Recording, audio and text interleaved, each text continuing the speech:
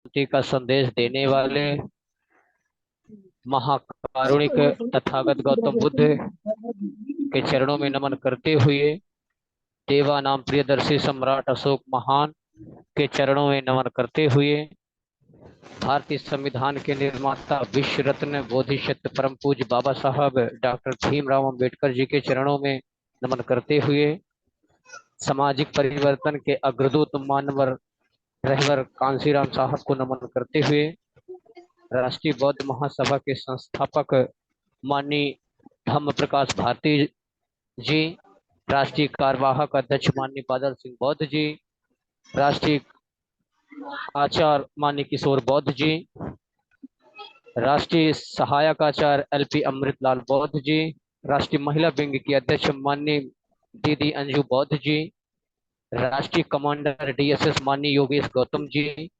सामाजिक न्याय परिषद के अध्यक्ष महोदय जी, राष्ट्रीय कार्यकारिणी के सभी सदस्यगण, प्रदेश जिला संभाग तहसील समिति के सभी जिम्मेदार बुद्धिजीवी साथियों को एवं आज की वेबिनार जूम मीटिंग में जुड़े हुए भारत के कोने कोने से सभी साथियों को मेरा सादर नमो बुद्धाय जय भीम।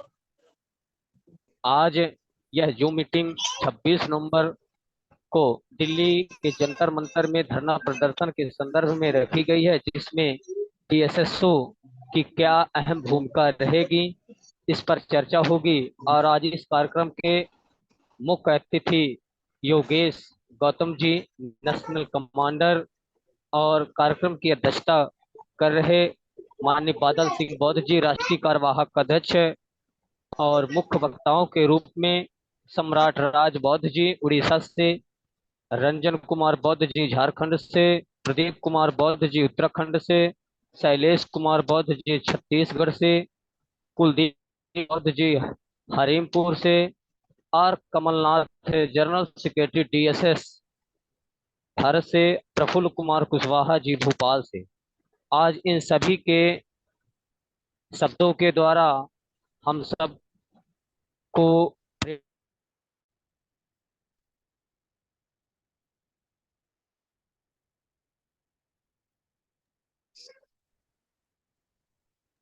तो आज को कार्यक्रम को चालू करने के लिए मैं आज की अध्यक्षता कर रहे माननीय बादल सिंह बौद्ध जी से अनुमति चाहूंगा कि कार्यक्रम को चालू करने के लिए हमें अनुमति प्रदान करें।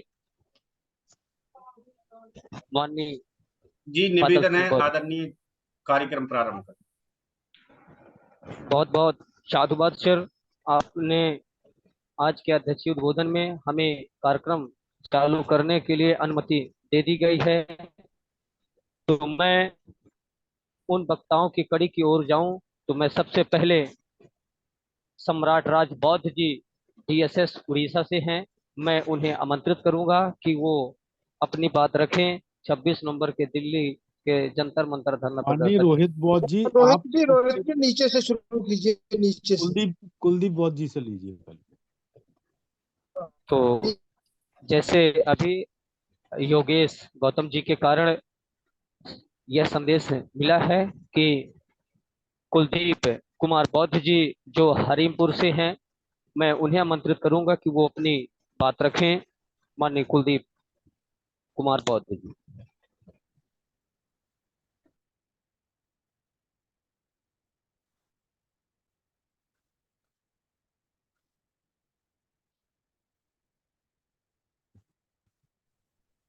क्या कुलदीप कुमार बौद्ध जी जुड़े हुए हैं? अपनी बात रखें।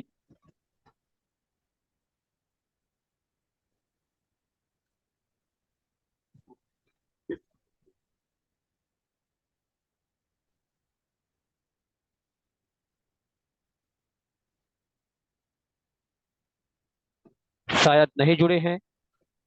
तो मैं शैलेश कुमार बौद्ध जी छत्तीसगढ़ से जो हैं, मैं चाहूंगा कि वो अपनी बात रखें।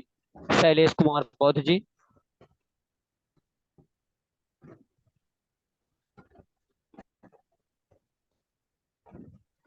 मेरी आवाज आ रही हो तो सर कृपया अपना माइक चालू करें और अपनी बात रखें। शैलेश कुमार बौद्ध जी छत्तीसगढ़ से।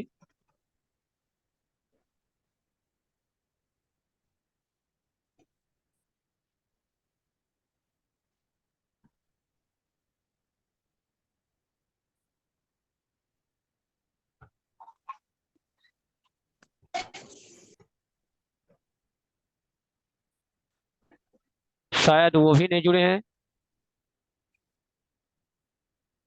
तो मैं माननीय प्रदीप कुमार बौद्ध जी को आमंत्रित करूंगा, जो उत्तराखंड के डीएसएस हैं, वो अपनी बात रखें। माननीय प्रदीप कुमार बौद्ध जी, मेरी आवाज आ रही सर? जी आ रही है, आ रही है, आ रही है। रोहित जी आपकी आवाज आ रही है?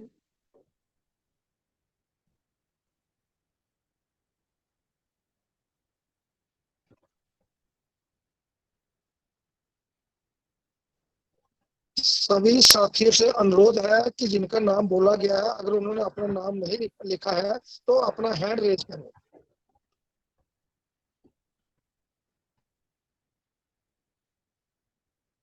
किसी दूसरे हैंडसेट से जुड़े होंगे तो माननीय कार्यालय से निवेदन है कि वो भी थोड़ा इन हेल्प करे उसमें। उनका नाम तो कहीं दिखाई नहीं दे रहा है। जी सर।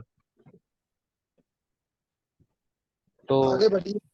हाँ सर, बिल्कुल। अच्छा, रंजन कुमार जी ने हैंड रेज हाँ, किया है। एक हैंड रेज। हाँ हाँ, बिल्कुल सर, बिल्कुल सर।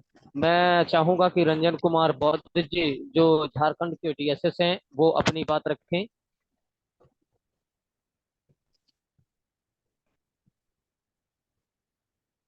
रंजन कुमार बौद्ध जी अगर जुड़े हैं तो अपना माइक खोलें। जय भीम, नमोबुद्धाय सर। नमो जय भीम बुद्धाय। सर। आवाज आ रही है सर? जी सर, आ रही है। मैं माफी चाहूंगा सर, इस सिस्टम को मैं थोड़ा सा खिलाफ हुआ है, मेरी व्यवस्था है। मैं चाह करके भी मैं मैसेज देखा था और सर को रिप्लाई भी किया था कि मैं टाइम से जुड़ूंगा, लेकिन क्या है कि एज ए रूल नियम मैं जॉब में हूँ और ड्यूटी मेरी 8 से 10 था। तो थोड़ा सा काफी ख्याल रखा, लेकिन सर चाहती कैंसिल मेरी ड्यूटी हो, लेकिन नहीं हो पाया सर। इसलिए मेरा लेट हुआ सर 5-10 मिनट। तो इसके लिए मैं सर सबसे पहले मैं जितने भी पदाधिकारीगण हैं, चाहे जो भी हैं सर, मैं माफ़ी चाहूँगा इस चीज़ के लिए। बाकी झारखंड से सर जो भी जिम्मेवारी हमारे को मिला गया है झारखंड में, मैं समझता हूँ कि 26 तारीख को वहाँ देखने को मिलेगा सर। सिक्योरिटी के लिहाज से जहाँ तक मैं इससे संबंधित मान लीजिए कि आर्मी से रिटायर्ड हूँ, तो सिक्योरिटी के लेकर के जो भी हुआ मैं बिल्कुल प्रखर तरीके से, मेरा मतलब।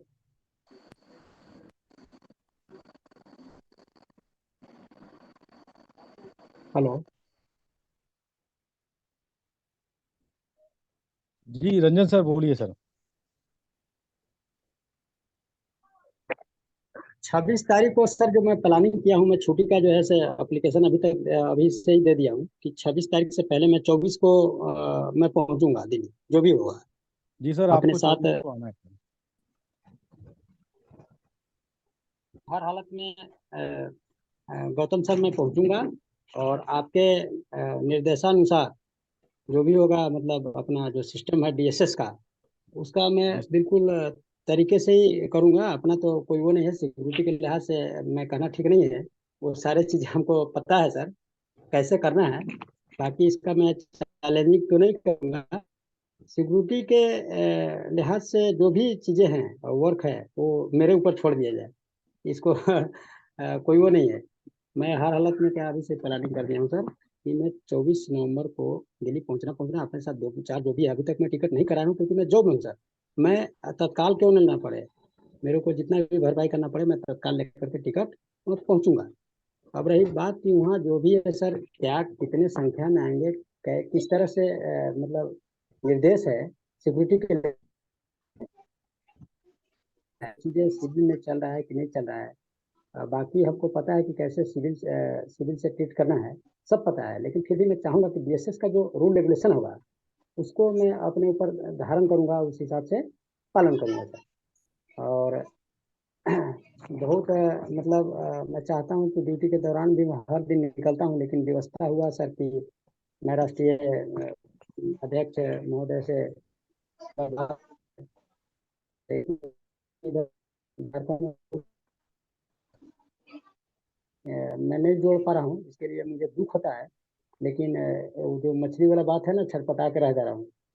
लेकिन अभी करूँ क्या मैं, क्योंकि यहाँ के लोग जो है से 2-4 डिस्ट्रिक्ट छोड़ के बिल्कुल सिविल टाइप के है। मेरा लाइट नहीं आ रहा होगा गौतम सर, इसके लिए माफी चाहूंगा, क्योंकि आगे लाइट है लेकिन मैं अंधेरा में हूँ, तो संतरी अंधेरा में खड़ा होता सर है। कोई कोई नहीं ऑलरेडी सर, कोई नहीं। ऑन ड्यूटी हूँ सर। जी सर, तो जी सर, मैं समझ रहा हूँ। तो वही सर है, सिक्योरिटी के लिहाज से जितना भी चीजें हैं, मैं आपसे गुजारिश और चैलेंज तो नहीं करूंगा, क्योंकि आप लोग सब पढ़े लिखे सीनियर हैं, ये मेरे ऊपर छोड़ दीजिए। मैं पहुंचूंगा 24 का, 23 का बुलाएगा 23 का आ जाऊंगा। मैं बहुत अपना बहुत 20 धन्यवाद सर, बहुत बहुत धन्यवाद रंजन जी, बहुत बहुत धन्यवाद। रंजन 20 जी जो अभी आर्मी से रिटायर हैं, अभी पुलिस में हैं, अभी पुलिस में उन्होंने ज्वाइन किया है, तो समझते हैं सर, आप आपकी सेवा हमें चाहिए और आपका मार्गदर्शन बिल्कुल। करना चाहिए, सिक्योरिटी क्योंकि आप। के लिए, सिक्योरिटी का जो भी चीजें होगा तो मेरे ऊपर छोड़ दिया जाए, मैं लाऊंगा सर। वॉलेंटियर में तैयार कर रखा हूँ, मैं 5-7 लड़के को कर रखना है। हाँ लेवल से बहुत बहुत मिलना धन्यवाद लड़ाई है क्या रोहित जी, बात अब करते यहाँ का जाना बात बात करना था एक करके हो। जी सर, जी सर। हाँ, अन्य साथी अपना मोबाइल बंद रखेंगे, म्यूट रखेंगे प्लीज। गुरु साहब डिस्टर्ब हो रहा है क्या आवाज कहीं से? कुछ आवाज आ नहीं रहा था। सर, आपने अपनी बात रख दी, और कोई बात हो तो बता दीजिए। बस वही है सर, क्योंकि ज्यादा कुछ नहीं है, हमको काम करने आता है। बात तो सर कम करने, क्योंकि मैं 17 साल के आयु में आर्मी ज्वाइन किया था और 2020 में रिटायर किया हूँ। तो बोलना कम जानता हूँ, काम करना ज्यादा जानता हूँ। और मैं पहले भी आपको फोन से बताया था, और जी सर। वहाँ जो भी हो मैं परखर दिखाऊंगा, वो रिजल्ट मिलेगा। ये मैं आज बता रहा हूँ। जो भी वहाँ पदाधिकारीगण हैं वहाँ सुन रहे होंगे। अपना क्या नाम है, बंगोत्रा साहब इंजीनियर साहब हैं। मैं देखता रहता हूँ, मैं जुड़ता हूँ, लेकिन अब व्यवस्था है मेरी कि सर ऐसा टाइमिंग है जो 8 से 10 हर रोज। तो मैं हर रोज ज्वाइन करता हूँ, कोशिश करता हूँ। लेकिन मैं वहाँ पे रिजल्ट दिखाऊंगा सर। और ठीक है, बाकी बहुत बहुत डेकोरेशन। धन्यवाद रंजन जी, बहुत बहुत धन्यवाद। Okay okay okay. जी जी। मैं ऑन ड्यूटी हूँ सर, माफी चाहूंगा, ओके सर, नहीं बोल बहुत बहुत पाऊंगा बहुत धन्यवाद, सारे। बहुत बहुत धन्यवाद। माइक अनम्यूट कर जय लेंगे ये जय रंजन जी। जय भीम, नमो बुद्धाय ओके सर। सर। रोहित बहुत जी, कंटिन्यू जी करें। सर, जी सर, जी सर।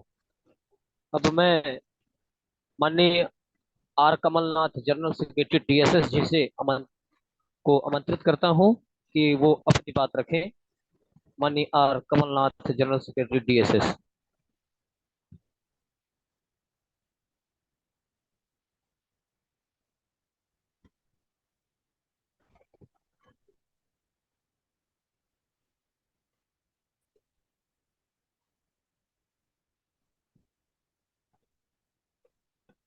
कमलनाथ वौद्य जी क्या जुड़े हैं?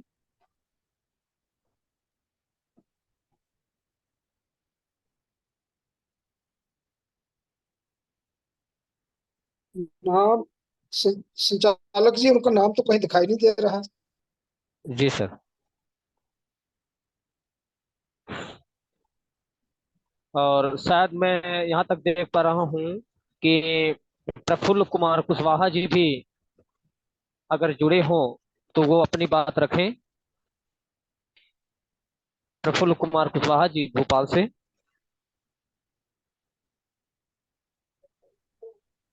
जबलपुर से जबलपुर से सर, जी सर।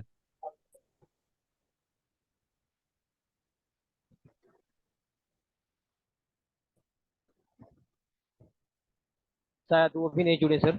जुड़े जुड़े हैं, वो जुड़े हैं, उनको बोलिए माइक अनम्यूट करें।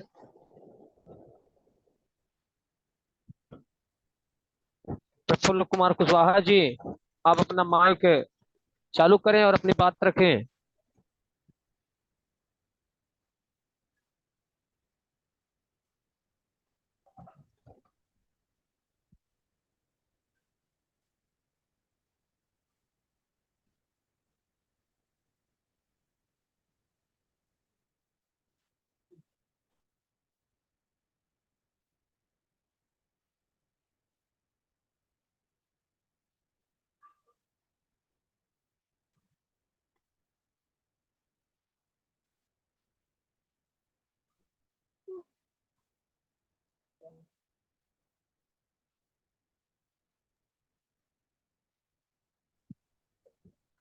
सर शायद कहीं व्यस्त हूँ, ऐसा समय लग रहा है, इसीलिए बातों को नजरअंदाज किया जा रहा है।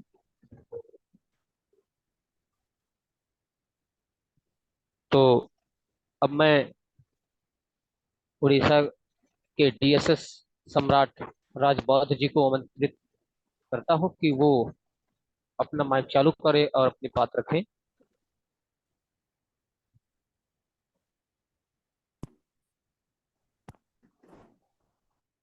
सम्राट राजबौद्ध जी, उड़ीसा डीएसएस।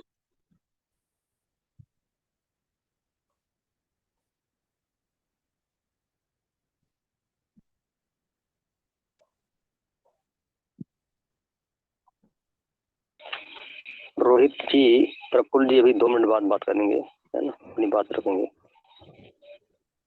जी सर। प्रफुल्ल कुशवाहा जी सर का माइक अनम्यूट हो चुका है, उनको बोल दीजिए। मिर्ची वाला खा लो ना। अरे बहुत है भाई।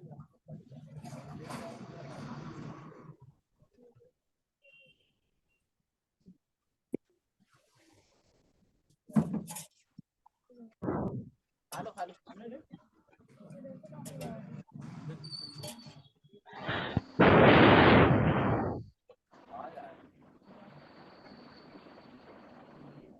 प्रफुल्ल कुमार का माइक अनम्यूट हुआ है, आप अपनी बात रखें।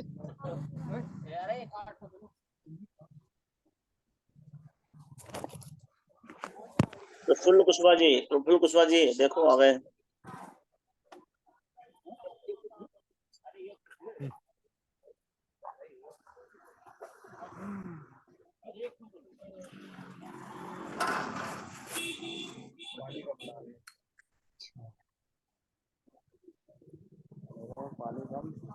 वीडियो ओपन करें प्रफुल्ल कुशवाहा जी।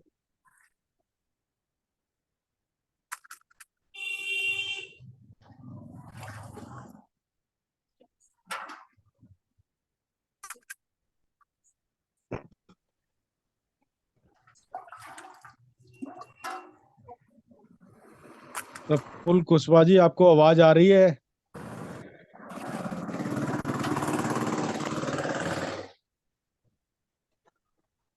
माइक खुला हुआ है सर का।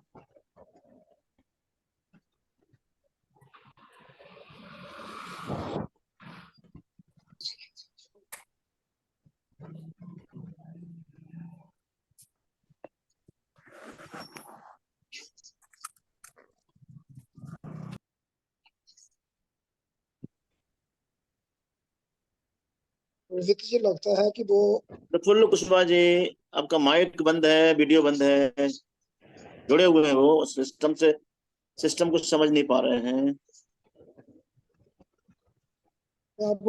लेकिन आप उनका नाम नहीं आ रहा है। चाट बनाओ बिगर मिर्ची की है। हाँ, आओ ना फ्राई वाला,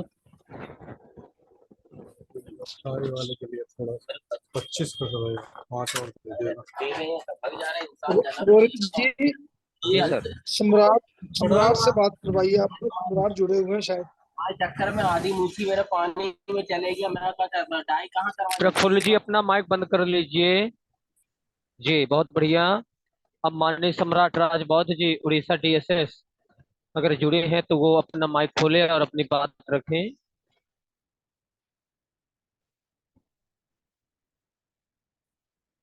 सम्राट राजबौद्ध जी।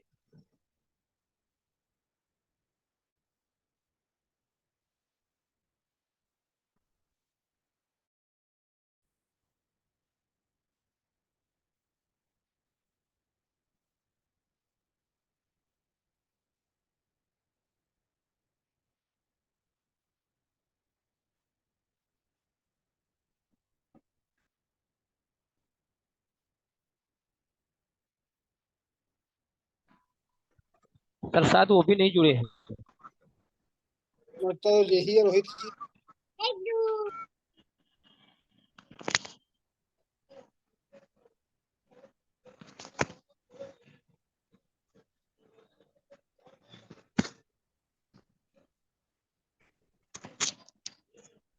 सर जब तक सोनू बौद्ध सतना एमपी से जुड़े हैं उनको एक बार बुला लीजिए। महोदय जी, कुछ हमारे बीच में नए डीएसएस के सैनिक आज इस जूम मीटिंग में जुड़े हैं, तो मैं अनुमति चाहता था कि उनका भी परिचय ले लिया जाए।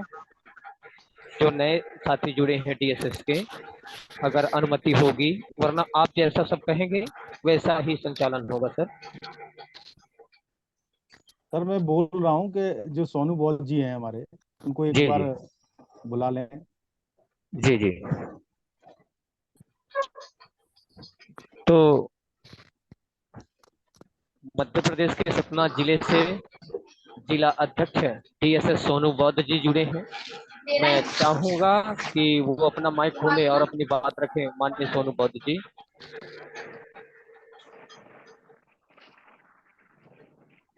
जय भीम, नमो। आ रही सर?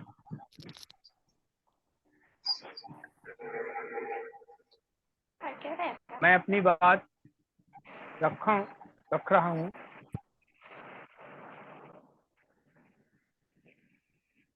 दुनिया के शांति का संदेश देने वाले भगवान तथागत गौतम बुद्ध के चरणों में नमन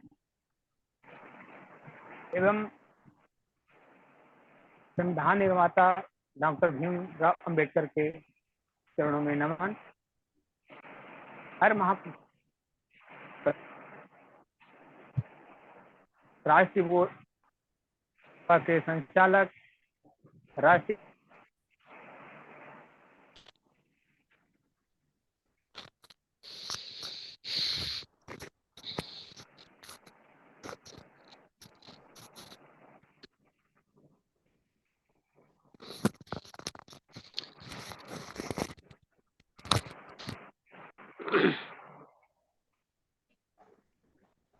हेलो हेलो हेलो जी सर। हेलो हेलो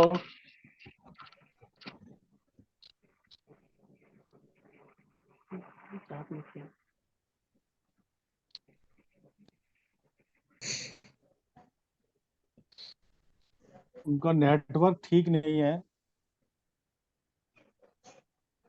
माननीय रोहित बौद्ध जी। हेलो जी सर। हेलो जी सर। जी जी सर। हाँ। आप आगे बढ़ाएं सर, आगे। हाँ जी सर, मैं कमलनाथ बात कर रहा हूँ सर, तेलंगाना से। जी सर। जी सर। नमो बुद्धाय, जय भीम।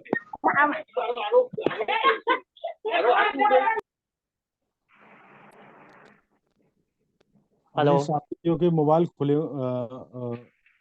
ठीक बंद से कर आवाज लें नहीं आ माइक रहा को सर please। इधर। जी जी जी सर, बोलिए, आप रखिए, बात रखिए कमलनाथ जी।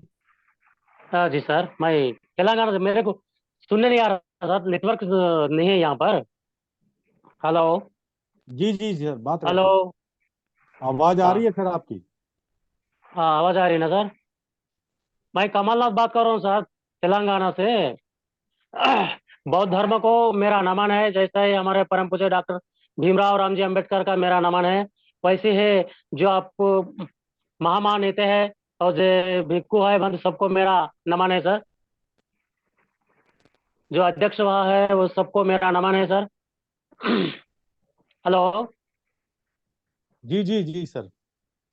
सुनने नहीं आ रहा साहब, मेरे को आवाज नहीं आ रहा, किसी को भी सामने नहीं आ बोलिए बोलिए बोलिए, प्लीज प्लीज बोलिए आप। आपकी आवाज हमारे तक आ रही है सर, आप बोल दीजिए जो रहा। अपनी बात रखें। जो हाँ जी सर।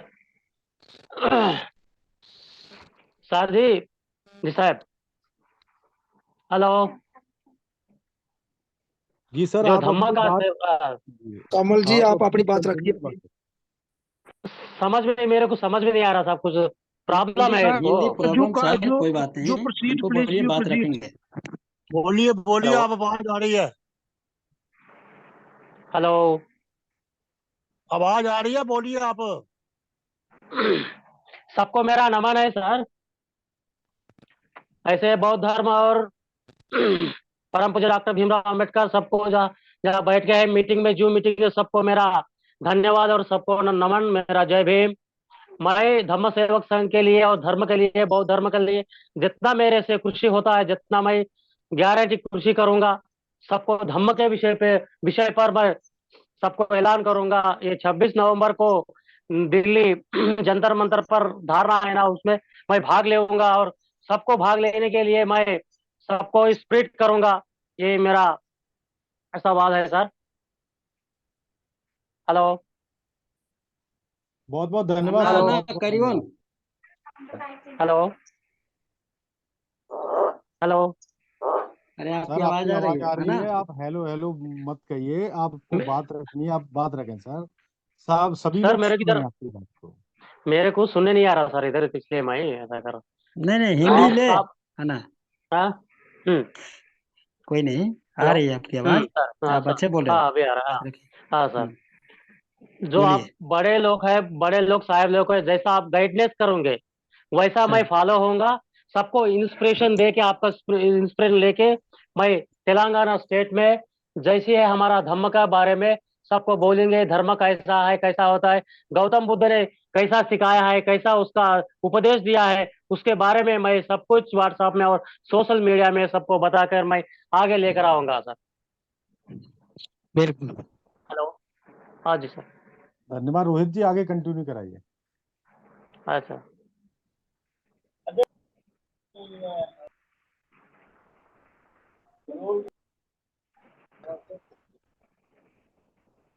और सर ये दिल्ली में जंतर मंतर के पास धारणा महाधारणा है ना सर, वहां को लेके आने के लिए एक 10 आदमी को लेने के लिए मैं तैयार है सर। हेलो। हेलो। आवाज ठीक से सुनने नहीं आ रहा सर मेरे को। आपकी आवाज ठीक आ रही है, माननीय संचालन जी आप करें कैरी ऑन। मेरे को इधर सुनने नहीं आ रहा कुछ भी। కమల్నాథ్ గారు మీరు हाँ सर। మాట్లాడుతుండండి. మీరు మాట్లాడింది మాకు వినొస్తున్నది. ఆ हाँ మీరు हाँ सर। మాట్లాడింది క్లియర్ గా మాకు వినబడుతున్నది. మీరు हाँ మాట్లాడండి అంతే. హలో హలో అంటే ఇక్కడ నాకు వేరే ఇక్కడ వాళ్ళు సార్ ఆ, సార్ హలో హలో ఇక్కడ అనకండి. నాకు వినబడలేదు, మీరు అందుకే అంటున్నా నాకు వినబడలేదు। ఆ, మీరు कोई बात नहीं। మాట్లాడుతుంటే మేము వింటున్నాము. నాకు మంచిగా हाँ అర్థమవుతున్నది మీరు మాట్లాడేది. Okay, carry on. ఓకేనా? Okay done. ఆ, जैसा धन्यवाद धन्यवाद बौद्ध सर। धर्म का धर्म है, अ, धर्म के लिए मैं आगे बढ़ूंगा और सबके साथ सबको जुगाड़ कर सबको धर्म के बारे में बताऊंगा और आगे लेने के लिए मैं कृषि करूंगा, कोशिश करूंगा। सबको मैं दिल्ली में जो 26 नवंबर को महाधारणा है जंतर मंतर में, वहां मैं मेरे साथ जो है उसको मैं जुगाड़ कर दिल्ली लेके आऊंगा। एक कम से कम 10 आदमी तो गारंटी में लेके आऊंगा और उससे बढ़ के भी होऊंगा, लेकिन मैं ज्यादा नहीं बता सकूंगा। जो सोशल मीडिया में है, व्हाट्सएप में है, सबको मैं व्हाट्सएप से भेजूंगा। जितने मेरे मित्र हैं और मेरे दोस्त हैं, मेरे रिलेशन है, सबसे मैं ये बात कहूंगा धम्म के बारे में। आगे कैसे बढ़ूंगा उसके बारे में सब मैं सबको बोल के ये धम्म के लिए मैं प्रचार करूंगा। यही मेरे है सर। धन्यवाद सर।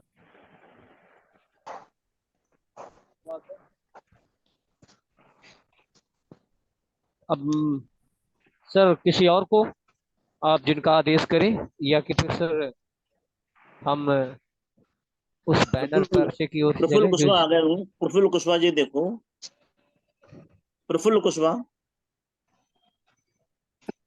प्रफुल्ल जी प्रफुल्ल कुशवाहा, अगर जुड़े प्रफुल्ल हों कुशवाहा तो जी। पुनः अपनी बात रखें।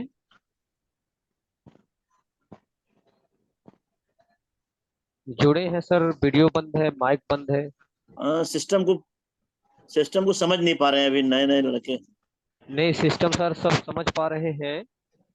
वो शाम को शायद कोई रोजगार जैसे ठेला है बिजी या रहते हैं, बिजी रहते हैं, हाँ बिजी उसमें रहते हैं। बिजी रहते हैं जी सर। नहीं लेकिन तो जुड़े थे शायद वो, हम्म। दुकान पे जुड़े होंगे। हाँ हाँ इसीलिए तो आवाज नहीं सुन नहीं, पा रहे ड्रेस हैं। में थे वो, ड्रेस में थे, ड्रेस में थे वो। अच्छा।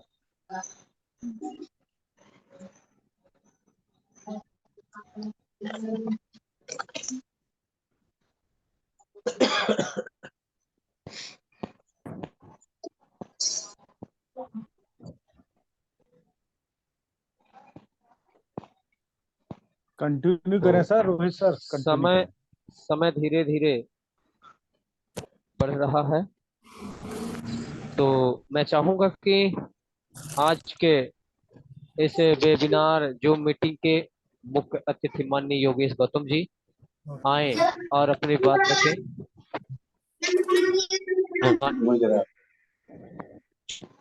बहुत बहुत धन्यवाद संचालन महोदय जी। जिन भी साथियों के माइक ओपन है कृपया वो माइक बंद कर लें please. Galaxy J6, Galaxy M12, Prafull Kushwaha ji आप भी अपना माइक बंद कर लें। रंजन कुमार जी आप भी अपना माइक बंद कर लें प्लीज।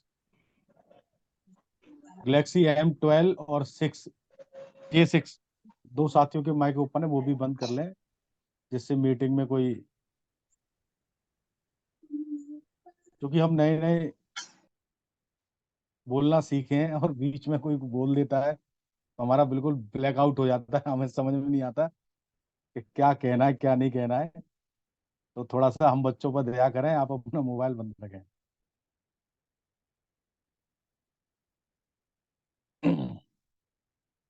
मैं अपनी बात रखने से पूर्व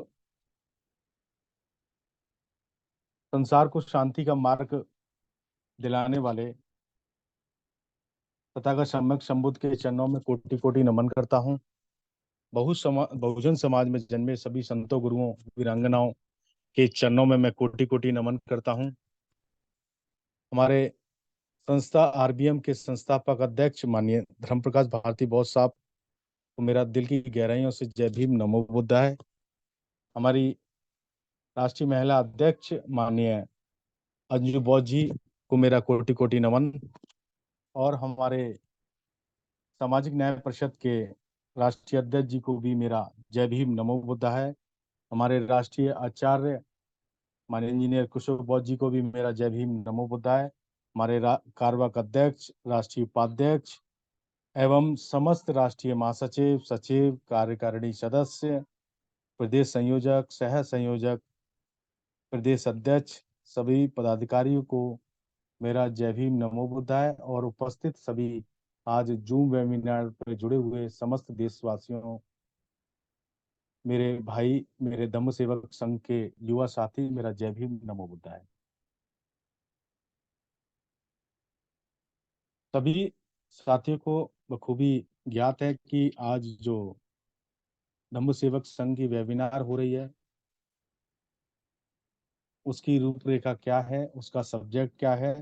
और आज हमारे राष्ट्रीय कार्यकारी अध्यक्ष माननीय बादल सिंह बॉस साहब आज इस वेबिनार की अध्यक्षता कर रहे हैं। और आज हमारे धम्म सेवक संघ के अन्य साथियों को बोलना था, लेकिन किसी कारणवश कुछ अभी जुड़ रहे हैं तो कुछ समझ में नहीं आता। एक दो मीटिंग में क्या उसको बटन को चालू करना है, क्या म्यूट करनी है, क्या अनम्यूट करनी है, तो बहुत सारी समस्या होती है। और हमारे अभी तेलंगाना के भाई एक बात रख रहे थे, RK कमलनाथ जी, तो समझ सकते हैं थोड़ा सा भाषा के भी प्रॉब्लम है थोड़ा सा। अभी मुझे ऐसा महसूस हुआ वो पहली बार शायद जूम वेबिनार में जुड़े हैं, तो ऐसा उनके साथ थोड़ी सी दिक्कत हुई होगी। और आज हमारे रंजन जी झारखंड से हैं जो अ, अभी वर्तमान में पुलिस में कार्यरत है। मेरी उनसे बात होती रहती है। मैंने उनसे सुरक्षा व्यवस्था के रूप में, और भी अन्य साथी हैं, मैं उनसे बात करता रहता हूँ कि क्या क्या चीज़ें हमें ध्यान रखनी होती हैं, तो वो भी मेरा सहयोग कर रहे हैं। मैं बहुत उनका भी बहुत बहुत धन्यवाद कहता हूँ। और क्योंकि 26 नवंबर के कार्यक्रम जो धम्म सेवक संघ की भूमिका क्या रहेगी, कार्य क्या रहेंगे, इससे पहले हम थोड़ा सा इतिहास में थोड़ा सा जानकारी अ, याद करते हैं। सभी साथियों को लगभग पता होगी। और हमारे जो धम्म सेवक संघ सेवक हैं, तो उनको भी थोड़ा सा मन में ये होगी कि हमें धम्म सेवक क्यों बनना चाहिए और युवाओं को धम्म सेवक संघ में जुड़ना क्यों जरूरी है। तो चूंकि हमारे परम पूज्य बाबा साहब अम्बेडकर साहब का भी सपना था कि हमारे देश के युवा, बहुजन समाज के बच्चे, युवाओं को अपने महापुरुषों के कारवां उनके त्याग और बलिदान को हमें समझना होगा। तब हम जाकर अपने महापुरुषों की, जो जिन्होंने उस वक्त की सामाजिक, सांस्कृतिक और राजनीतिक व्यवस्था के कारण हमारे महापुरुषों ने, हमारे गुरुओं ने, हमारी वीरांगनाओं ने, हमारे धम्म गुरुओं ने भी अपना पूरा जीवन, अपना पूरा परिवार, अपने बच्चों का त्याग बलिदान को खोकर आने वाले बहुजन समाज की पीढ़ियों के लिए उनका जीवन खुशहाल हो, उन्होंने अपना पूरा जीवन इसमें न्यौछावर कर दिया। और ऐसे हमारे महापुरुषों ने सोचा और हमारे तथागत बुद्ध से लेकर ये कारवा चलता रहा। और 1950 में डॉक्टर भीमराव अंबेडकर जी के संविधान द्वारा मिली शक्तियों से हम आज खुले आसमान के नीचे जो सांस ले पाते हैं, अपनी बात रख पाते हैं, हम कहीं भी आने जाने का हमें कोई आज की डेट में कोई रोक टोक नहीं है। परंतु आज की जो स्थितियां हैं, अगर हम उस पर गौर करें, उस पर आकलन करें, तो अपने महापुरुषों के आशीर्वाद से जो हमें स्वतंत्रता मिली, आज़ादी मिली, आज वो खतरे में दिखाई देती है। हम सभी जानते हैं, कोई समझे या ना समझे, राष्ट्रीय बौद्ध महासभा के सभी पदाधिकारीगण एवं सदस्यगण और हमारे समाज के बुद्धिजीवी वर्ग के लोग समझते सब हैं, सब। लेकिन जो वर्तमान हालात जो चल रहे हैं हमारे समाज में, हमारे देश में, हमारी राजनीति में, राष्ट्रीय बौद्ध महासभा के संस्थापक अध्यक्ष माननीय धर्मप्रकाश भारती बौद्ध जी इसको बहुत ही बड़ी बारीकी से ध्यान देते हैं, समझते हैं और पूरे देश में हमारे बहुजन समाज के लोगों को समझाने का प्रयास कर रहे हैं, प्रतिदिन सवाल ले रहे हैं। उनका स्वास्थ्य भी खराब रहता है, ये कहा जाए तो अतिशयोक्ति नहीं होगी कि डॉक्टरों ने भी उनको थोड़ा सा रिलैक्स मोड में कह दिया है कि आपने बहुत साल समाज की सेवा करी, लगभग उनका 40-45 साल का कार्यकाल है उन्होंने। लेकिन फिर भी, और ये माननीय भारती साहब की बात नहीं है, मैं अपने इस ग्रुप में मैं अपने राजारामन आनंद साहब हैं, हमारे दया भाई कवि जी हैं, सोलंकी साहब हैं, हमारे उपासक जी हैं, और भी हमारे वरिष्ठ साथी हैं जो मैं देखता हूँ। मैं उन निरंतर मेरे मन में ये सवाल उठता है कि ये इनकी इतनी एज होके भी, और लगभग इन्होंने अपनी पूरी जिंदगी प्रारंभ में कष्टों में गुजारी है, लेकिन फिर भी आज उस मूवमेंट में खड़े हैं कि उनके पास घर मकान, उनके बच्चे सेटल्ड हैं, सब कुछ है उनके पास, खुशियां भी हैं, लेकिन फिर भी वह बड़े दुखी हैं और चिंतन मनन करते रहते हैं। और समाज में 24 घंटा जितना वो अपने शरीर से कर पाते हैं वो उतना कर रहे हैं। तो मैं ये सब अपने धर्म सेवक संघ के जो साथियों को, जो भी युवा साथी इस वीडियो को सुन रहे हैं, मैं उनको भी ये बताना चाहता हूँ कि जैसे हमारे संस्थापक अध्यक्ष ने लगभग आरबीएम की स्थापना के बाद लगभग 16 वर्ष से वो निरंतर इस समाज में काम कर रहे हैं, चेतना जगाने का काम कर रहे हैं। हमारे जो लोग कोठी बंगलों में बैठे हैं, बड़ी बड़ी गाड़ियों में घूमते फिरते हैं, अपने आप को संपन्न समझते हैं, और कहीं ना कहीं वो धोखे में भी रहते हैं कि कुछ नहीं होने वाला, संविधान को कोई छेड़छाड़ करने वाला नहीं है। लेकिन फिर भी हमारे वरिष्ठ जन उनको समझाने का कार्य कर रहे हैं। और इन्हीं सभी बातों पर जब हम गौर करते हैं तो संस्थापक अध्यक्ष जी और हमारे वरिष्ठ साथी, क्योंकि चिंतन मनन से 15 अक्टूबर 2022 को बुद्ध की धरती नेपाल में धम्म सेवक संघ की स्थापना की। क्योंकि हम सभी हमारे वरिष्ठ साथी ये सोचते थे कि हमारे युवा क्यों धम्म में ज्यादा नहीं आते हैं, और ये देखने को मिला भी है कि जो हमारे वरिष्ठ साथी हैं, जितने भी सीनियर साथी हैं, कहीं ना कहीं उन्हें परिवार के अपने युवाओं से भी उपेक्षा होती है, लेकिन आ, वो उस काम को करने में थोड़ा सा पीछे रह जाते हैं, क्योंकि होता यह है कि युवाओं को देखकर ही आगे आता है, और उस उससे ही ज्यादातर मोटिवेट होता है। जैसे हमारे समाज के, अब हमारे जो और राजनीतिक पार्टियों के युवा हैं और वो समाज में निकल रहे हैं, मैं नाम नहीं लूंगा, 2-3 जो खासकर युवा हैं वो निकल रहे हैं, तो उनके साथ में हमारे युवा साथी भी जुड़ रहे हैं, लेकिन वो राजनीतिक में जुड़ रहे हैं। राजनीतिक पार्टियों में हमारे युवाओं को कुछ लाभ देखने को मिलता है, उन्हें लगता है हमारा जीवन अगर कभी मंत्री विधायक सांसद बन गए तो हमारा जीवन धन्य हो जाएगा और हम अपना जीवन बड़े सुरक्षा से जी सकेंगे। लेकिन बात आती है धम्म के लिए, तो धम्म में ऐसी सुरक्षा की भावना, उन्हें लगता है, हमारे युवा साथियों को लगता है यार इसमें टाइम बर्बाद नहीं करना चाहिए, हमें या तो नौकरी पानी चाहिए। हमारे राष्ट्रीय आचार्य जी भी कई बार बोलते हैं कि अपने बच्चों को इतना सिखाओ कि नौकरी करो, जो भी करो, लेकिन समाज की भलाई के लिए भी कार्य करने हैं। जैसे अपने परिवार में कार्य होते हैं, वही कार्य हमें समाज के लिए भी थोड़ा समय देना है। हमारे अम्बेडकर साहब ने भी सचेत किया है कि हमें अपने समाज में कार्य देना है। उन्होंने आर्थिक सहयोग के माध्यम से भी 10-5% के उन्होंने कहा है कि उसको सहयोग करें।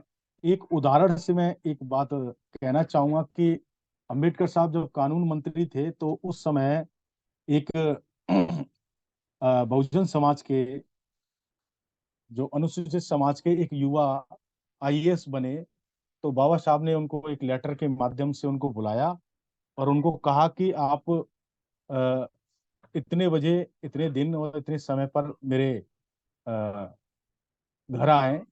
जब वो दिल्ली में थे, जब कानून मंत्री, तो तब वो जो युवा साथी कलेक्टर थे तो वो गए, तो उन्होंने बाबा साहब ने उनका अभिवादन स्वीकार किया और उनसे बात हुई।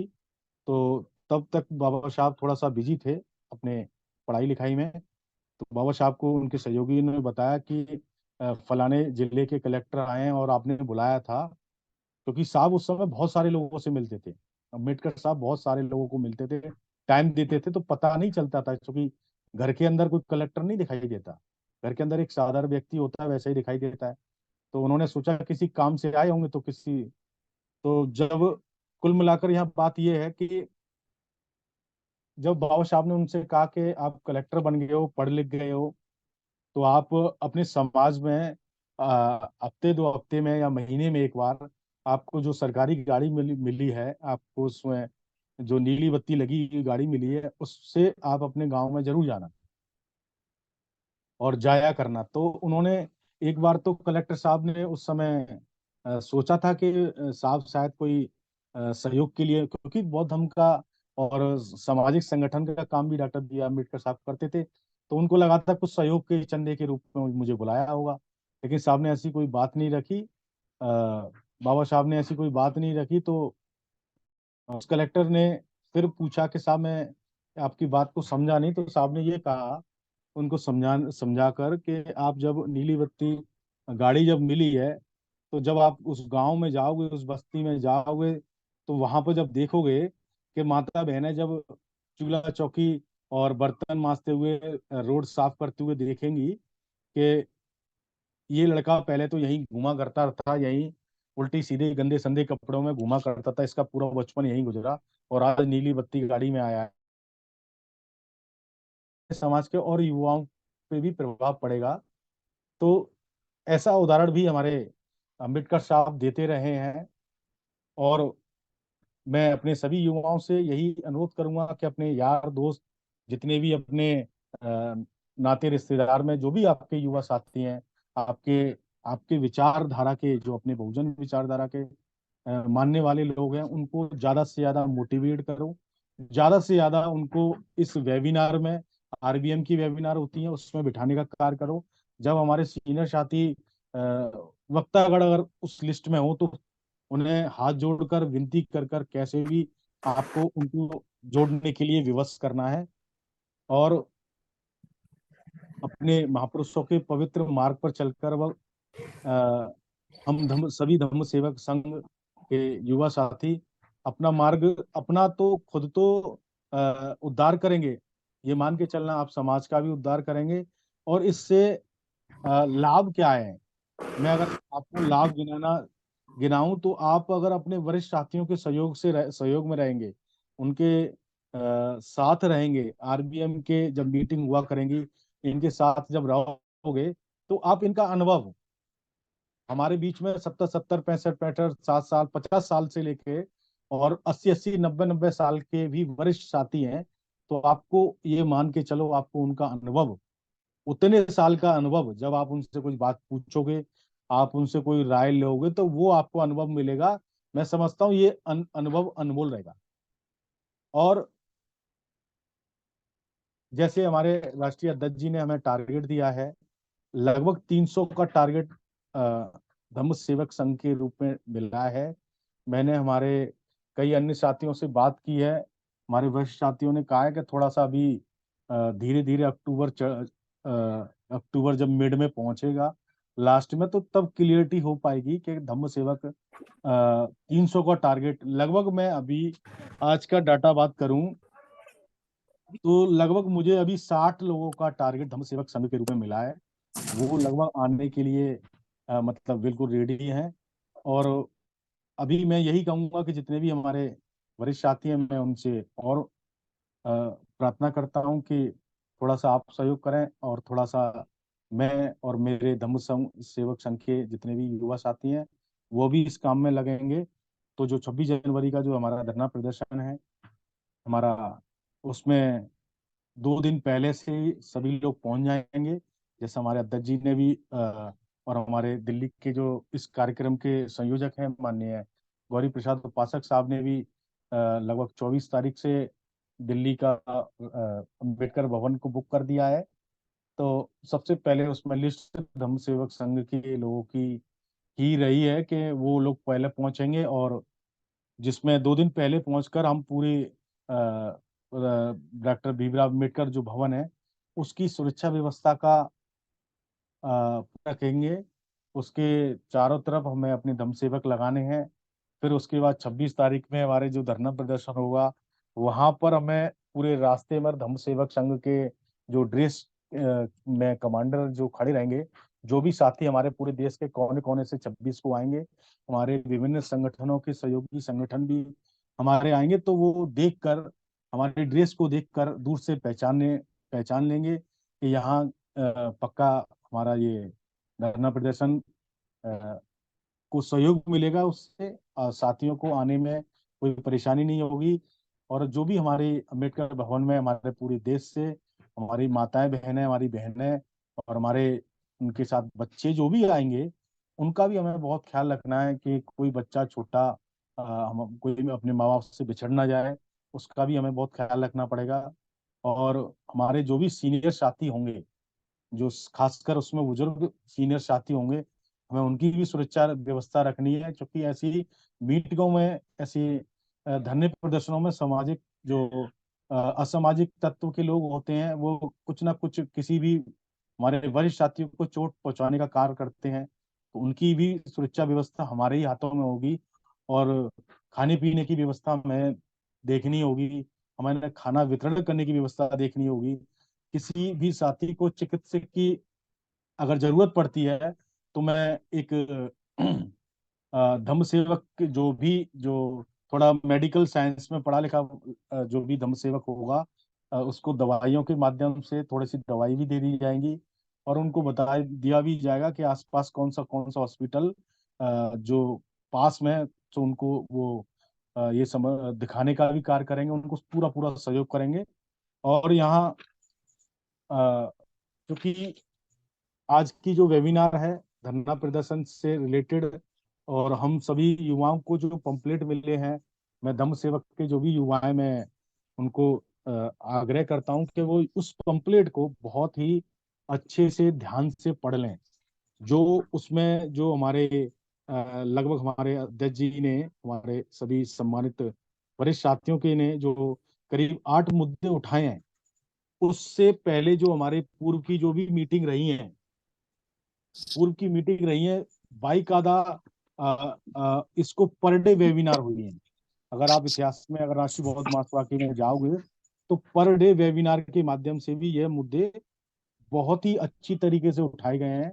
और मैं समझता हूँ वो यूट्यूब पे भी होंगे, जिसमें हमारा ईवीएम को लेके, महंगाई, स्वास्थ्य, बेरोजगारी, शिक्षा नीति, आरक्षण, 50% महिलाओं की भागीदारी, निजीकरण कानून, किसान, भ्रष्टाचार, राजनीतिक, ये मीडिया, ये सारी चीजें हम पहले भी हमारे अध्यक्ष जी हमारे इस पे चला चुके हैं। तो मैं यही कहूंगा कि क्योंकि आप लोग जाएंगे प्रचार प्रचार करने, तो आपसे भी लोग आप पूछेंगे, तो हम पढ़े लिखे लोग हैं, तो हमें ये बात बहुत ध्यान रखनी है।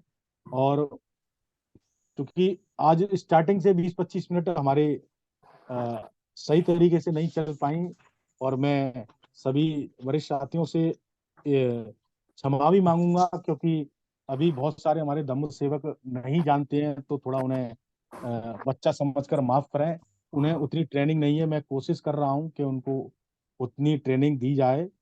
तो अब मैं अपनी बात को खत्म करने से पूर्व, मैं समाप्त करने से पूर्व, अब यही आपको सभी से विनती करूंगा कि अब समय आ गया है, और सामाजिक न्याय की इस लड़ाई लड़ाई को आगे बढ़ाने का अब भारत अपने महापुरुषों की सांस्कृतिक विरासत को, बुद्ध के धम्म की तरफ चल पड़ा है। जैसा हमारे जगदेव बाबू कुशवाहा जी ने कहा था कि 100 में 90 शोषित हैं, शोषितों ने ललकारा है, और धन धरती और राजपाट में 90 भाग हमारा है। इन्हीं बातों के साथ मैं अपनी वाणी को विराम देता हूं, चूंकि समय ज्यादा हो गया है, और हमारे आज के अध्यक्ष जी हैं, हमारे कार्यकारी अध्यक्ष जी हैं, मुझे उनका भी मार्गदर्शन मिले, ऐसी कामना के साथ जय भीम, नमो बुद्धाय।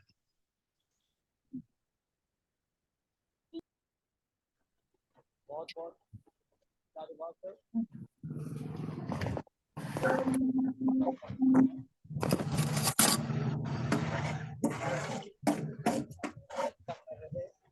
और राष्ट्रीय श्रेणी के अध्यक्ष, माननीय रोहित जी, आपकी आवाज नहीं आ रही है, माइक को